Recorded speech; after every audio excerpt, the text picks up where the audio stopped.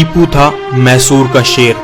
उसने जब भी तलवार उठाई तब तब अंग्रेजों का जीना दूभर कर दिया था। नेपोलियन भी उसकी बहादुरी का मानने वाला था। टीपू था दुनिया का पहला मिसाइल मैन। अगर बीबीसी की माने तो लंदन के साइंस म्यूजियम में आज भी टीपू के रॉकेट्स रखे हुए हैं। टीपू का जन्म 10 नवंबर 1750 में कर्नाटका के देवनहल्ली में हुआ था। टीपू के पिता हैदर अली थे, जिन्होंने 1761 में मैसूर की गद्दी पे अपना हक जमाया था। बचपन में ही हैदर अली ने टीपू को घुड़सवारी, तलवारबाजी सिखवा दी थी और इसके साथ साथ उन्हें पर्शियन, उर्दू और कई दूसरी लैंग्वेजेस भी सिखवाई थी। जब टीपू 15 साल के हुए तब उन्होंने अपने पिता के साथ अंग्रेजों के खिलाफ मैसूर की पहली लड़ाई लड़ी थी। टीपू आक्रामक होने के साथ साथ एक सूझबूझ की नीति रखने वाले भी थे। वो गुरिल्ला वॉरफेयर के एक महारथी थे, यानी छुप के अपने दुश्मन को कैसे मार गिराना है वो अच्छी तरह जानते थे। ये बात सन 1769 की है। अंग्रेजों ने अभी अभी माहे की बंदरगाह पे कब्जा किया है।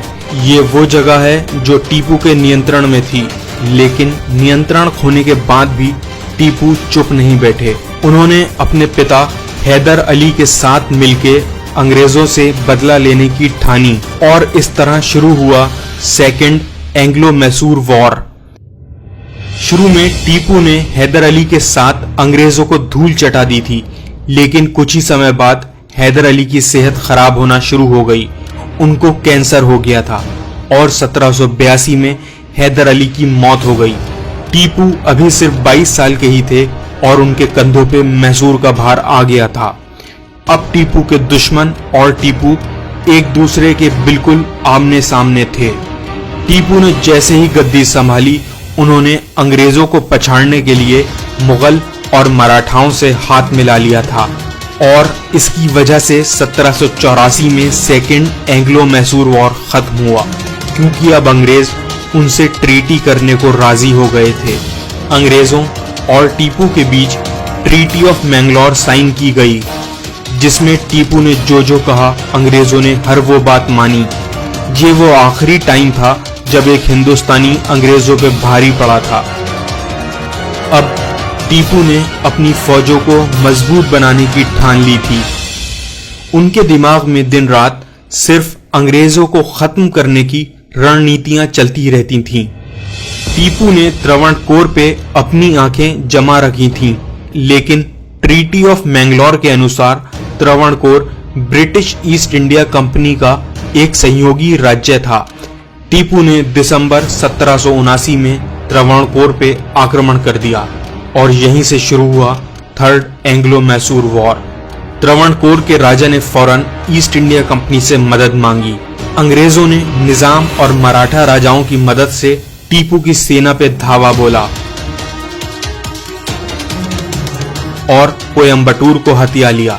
ये लड़ाई काफी वक्त चली, जिसकी वजह से टीपू अब कमजोर पड़ गए थे।